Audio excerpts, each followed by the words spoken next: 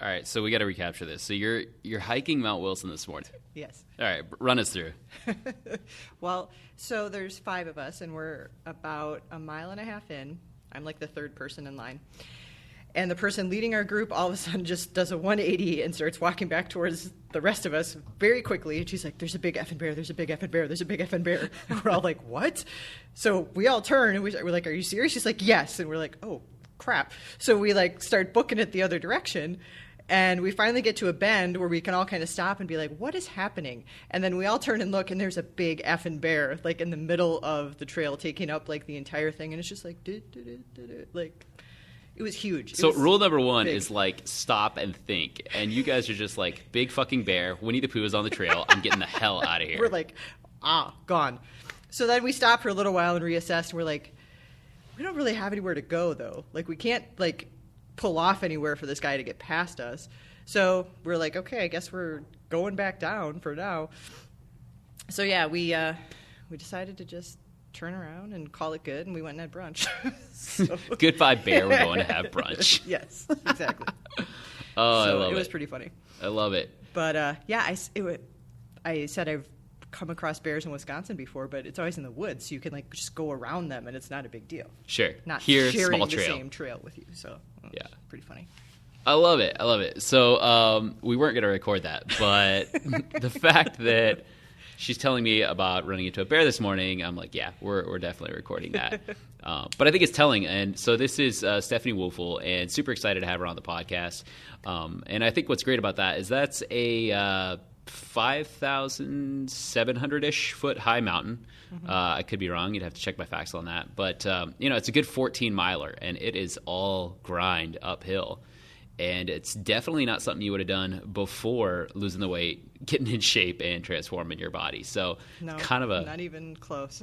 I turned around on much smaller hikes before I got in shape because I just couldn't do it physically. Not because of bears. Correct. Yes. Then it was all me. I was like, I can't fit. Like, I just couldn't do it. I was like, there's no way. Was zero way I was gonna make it up even a couple 1,000-foot elevation change. So. Very cool. So then let's back this up. And since we kind of started in the middle of your story with the big fucking bear. Yeah. But yeah, kind of tell us about how you even started down the path of losing weight, like where your story even begins. So for me, my story here, I guess, begins probably almost 4 years ago now. So almost 5 years ago, I moved out to California from the Midwest, where I born and raised, lived there my whole life. Coming out here was a huge life change for me. It was following a really good job opportunity, so that part was great. But personally, things were not going well for me. I was in a really bad relationship. About a year or so after I moved here, that relationship ended, got divorced. And I really had to kind of take a look at myself and really think about where in the heck was I and what the heck was I doing. Because I definitely wasn't happy. Like, I had all these things going well for me. I had a great job, and I had really good friends here. And, I mean, yeah, the divorce, nobody ever likes that. But to be perfectly honest, that was probably the best thing that had happened to me in a really long time, was getting rid of that relationship, because it was just toxic. So I had a lot of really good things going on in my life, but I just was not happy, didn't know what that even looked like. And it was really weird for me to say, like, what the hell? Like, why isn't this a little bit easier for me? So, for sure, I was overweight. I didn't feel good. There's a lot of stuff I couldn't do. And that definitely, built into my self-esteem. Plus, it was hard. It was like this disconnect between what I was doing for a job, which was being a physical therapist, and then just not being living a very healthy lifestyle. So, the big, I think, trigger thing for me, other than the divorce itself, was the fact that I was turning 40. And I was like, okay, there's been a lot of shit going on in the last 5-10 years, and I need to reassess what I really want out of my life and make myself a priority, which I don't know that I had in a really long time. And I think part of that's my personality. Part of that's probably why I'm in the medical field. I'm a caretaker, a caregiver. But sometimes I don't always switch that off, which pulls me into situations where I kind of give and give and give, and I don't do a very good job taking care of myself. So reached out to Joseph here at Copper Moose, based on a Facebook ad, which is actually pretty humorous. Of all things, to find this place on Facebook just seems super bizarre. But just reached out and started the trial, and definitely found what I felt like I had been missing, which was a real community, like people that were excited to see you when you showed up. If you hadn't been there in a couple days, you're like, hey, we missed you, where you been? There was definitely this inclusiveness feeling just from when I walked in the door, because I was nervous. I was like, man, I'm not going to be able to hang. Like, this is going to be rough. And the first few workouts were really rough, but you kind of just push through it, and you keep coming. And I don't know, it was just really cool to have that kind of no judgment. I mean, everybody that was here was like across the board as far as like age and what they did for a living and their current state of fitness and all of that stuff. So it just really made me feel comfortable.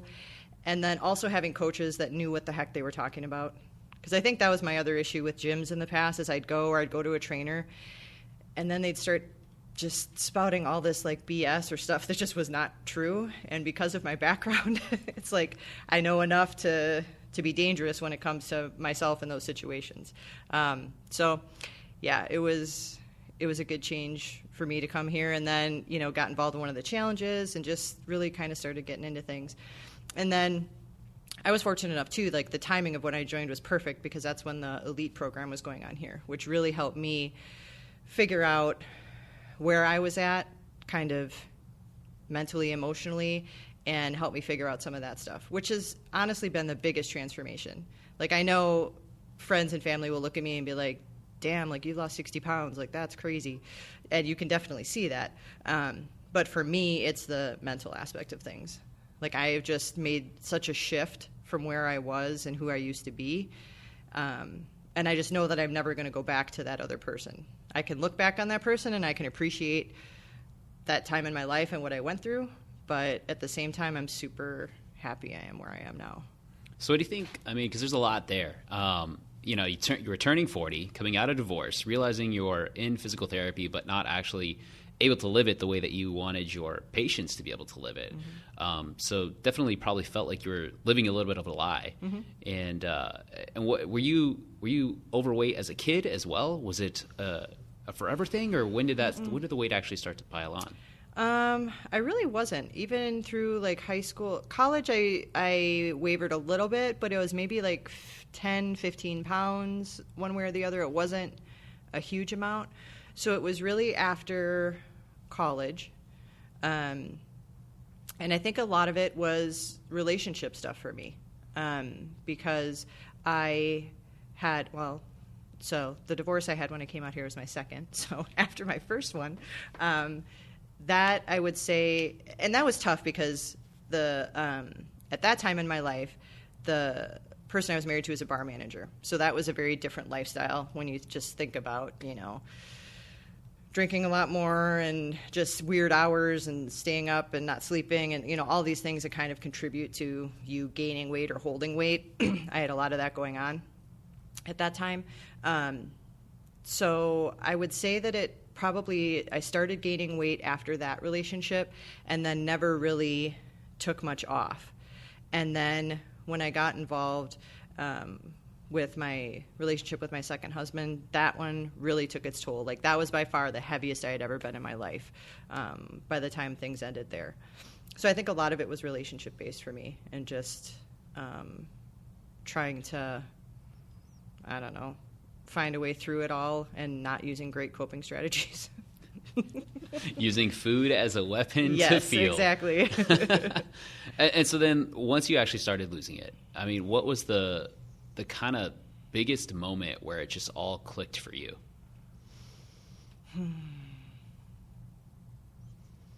I think it was probably because, I lost the first 10 to 15 pretty quickly because I did a lot at once. Like, I went from basically doing hardly anything to consistently showing up at the gym 4 to 5 days a week and really changing my eating habits pretty significantly. So, to go from nothing to that makes a pretty big shift. So I think that hooked me.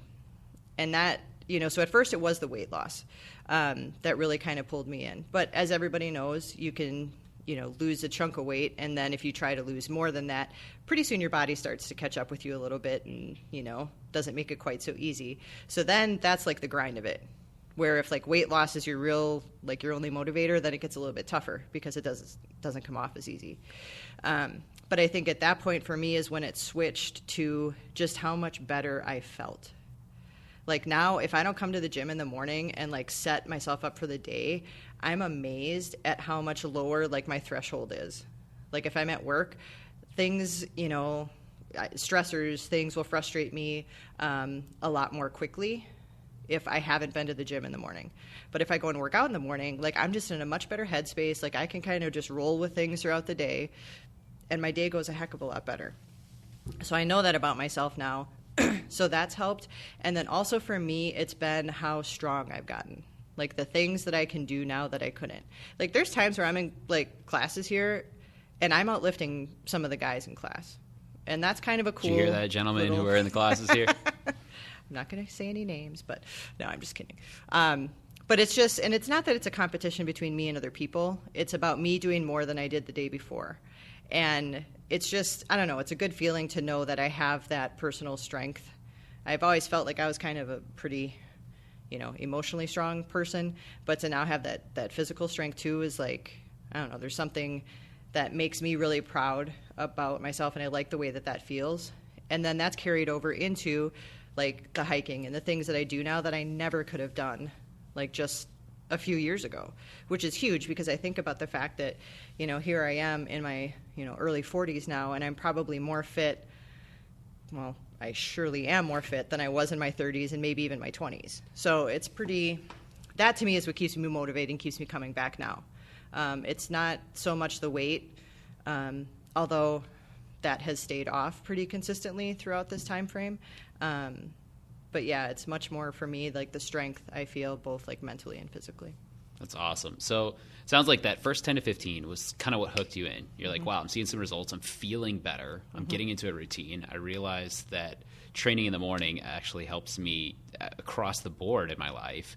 And then it sounded like it kind of shifted. You found that getting strong, feeling strong outweighed anything else. But you also mentioned it was a grind for nutrition and losing the weight. So how did you go from that first 15 to ending up at 60? I mean, what was happening along that path? Was it a steady state down the entire way? Were there some ups and downs? Were there any roadblocks?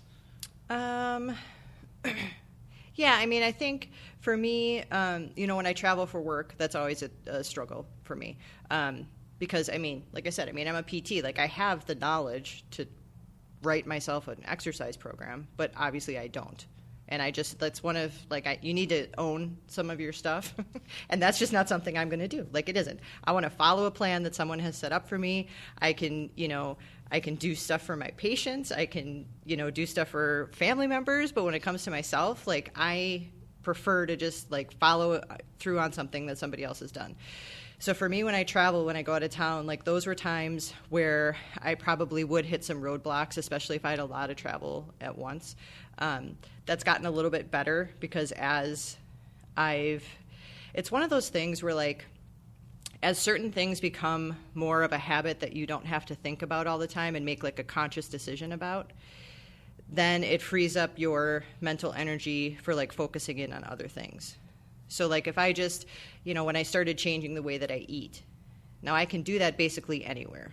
Like even if I'm eating out, it's easier for me to choose like healthier options or, look at the menu and be able to pick out like what is going to work best for me.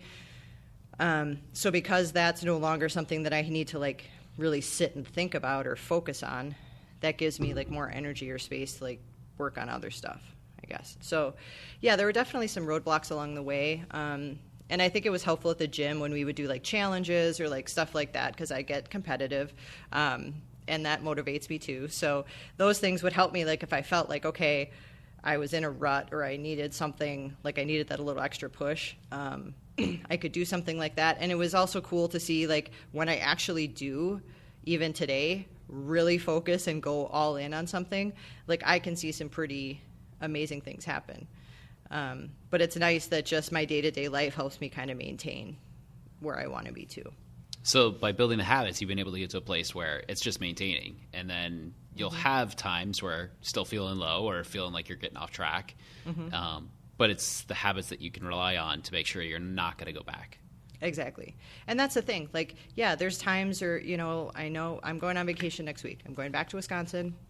Guarantee I'm going to eat like crap. And I'm probably going to have a few more beers than I should have because that's how it's going to go. Like, that's just it. Yep. And I can own that and I can be okay with it because I know that it doesn't really change at the core, like, how I'm still going to be working out or doing something active every day. And when I get back, I'm going to be, back on point with my kind of standard nutrition and coming to the gym and that kind of thing.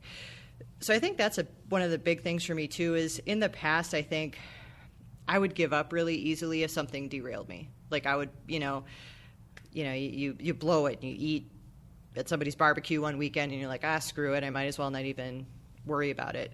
And I just think we're really hard on ourselves when stuff like that happens. It's easier to just like berate yourself and be like, oh, you really aren't into this. You don't want to get healthy. You don't, all this negative like self-talk, which I definitely used to do to myself a lot. I just don't have that anymore. Like, I'm just like, hey, okay. So you had 2 servings of, whatever at the barbecue. Who cares? Like, tomorrow's a new day. You're going to go back to the gym and you're going to, do your normal nutrition planning, that kind of thing. So I try not to really stress about that stuff anymore because it doesn't just do me any good. What do you think helped you actually make that shift mentally when that kind of stuff happens? I mean, because that's normal for all of us to go down that negative path. So what made it different for you this time around?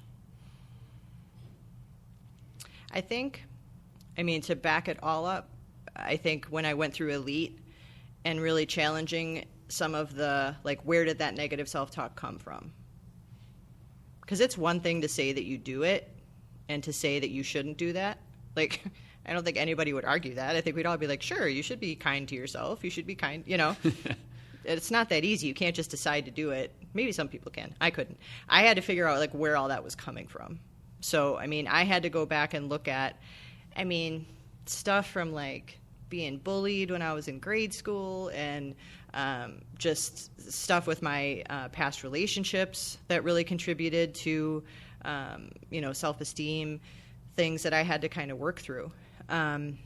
So I think you have to be willing to take a hard look at where that negative talk is coming from, because I don't think it's necessarily natural to just be mean to yourself.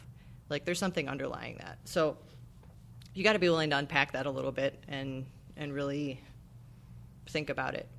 And I think once you do that, then you open up the possibility to kind of change that inner dialogue so that it isn't the end of the world and everything isn't completely negative and like awful all the time. So you can be, kinder to yourself.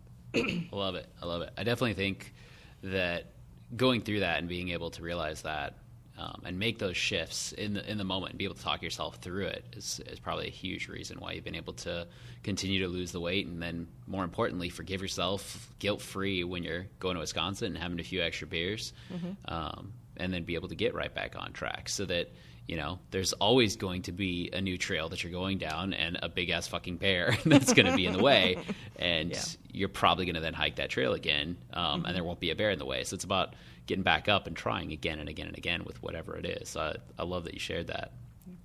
So what do you think is the number one habit or the most important habit that you've been able to adopt for nutrition and then also for just fitness that has been a catalyst for your transformation?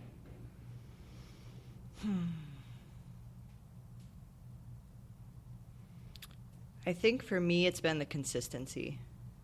And I'm not saying that I am, 6 days a week, every week, and that I am 100% compliant with my nutrition all the time. Like, that's not what I'm saying.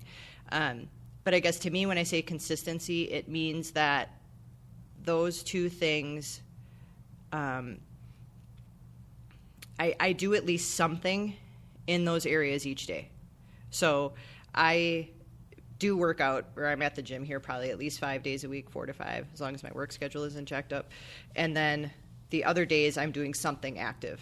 So, like I said, I'm kind of competitive, so I have my Fitbit, and I do, I make sure I'm getting steps or whatever. So if I don't have my steps at the end of the day, I'll go around the block or do something just to, kind of get there. But just doing something. So I have to do at least something active in that day. And then from the nutrition standpoint, it's just the mindfulness of it. Like if I just am thinking about it, I'm going to make a better choice. Not 100% of the time, but at least 75% of the time. And then if I do want that piece of cake, then I don't feel that bad about it because I've been a lot more consistent the rest of the day through. So I think that's it for me. And there's still days, I'll be laying in bed after hitting snooze like twice, and I'll be like, get up. Like, just get up and go. Yeah. But now, like, I listen to that voice. Whereas before, there would have been a different voice being like, yeah, you don't really need to go, though. You could go later. You could go after work. You could do, whatever. So I think it's just doing it enough that it becomes so ingrained that you kind of miss it when it's not there. And that takes some work in the beginning, like it really does. But if you can put that little bit of time in to really get that habit set, then it almost feels weird when you break it. And what do you think that time frame was for you? That grind through, put those habits into place. Like, how long do you think that took?